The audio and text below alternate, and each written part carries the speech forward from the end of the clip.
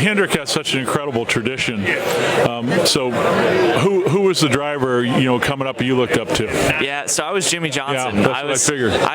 I was born in '97. I'm 22. Yeah. So Jimmy, I was 5 or 6 when I started watching. Wow. And Jimmy was the first guy that kind of Jeff had brought him up and given him the opportunity. And it's crazy now I'm his teammate, and he's going into his last year too. So that's going to be cool to see. So tell me about Jimmy Johnson. Obviously when you have somebody that you look up to that's a role model, what's it like when you finally meet them and now you're an equal racing, in the Sprint Cup Series? So tell me about that. It's tough originally, when you're racing against a lot of guys that are your idols out there. It's hard to move them or bump them or whatever is what you kind of need to do. Right. So I think getting over that step is tough, but Jimmy's such a good mentor for me, and he's been so open about what makes him successful. Like yesterday, we were just talking about hydration, and he's big with Gatorade, and so he was telling me about hydration steps that I can do. So he's a super helpful competitor, but at the same time, we're competing on the same racetrack for the checkered flag.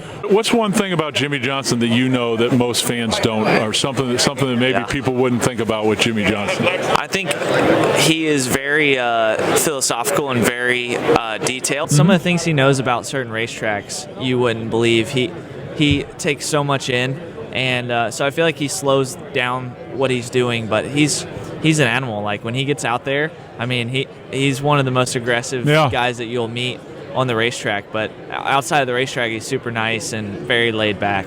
That's what I found in general about Sprint Cup guys, about NASCAR, is that, it's so unique, the fan structure and how important that is, sponsors and fans, the engagement. I've been to some of the races, it just blows me away that you guys are like doing PR and shaking hands with people before you get in the car. I mean, because, for football, when you leave for the stadium, first of all, you're sequestered. It just kills me how you can have the focus that you have standing up and doing what you do, and then jump in the car and be ultra focused. It's all about knowing your environment around your race car is like that's your space. So you have to know every inch.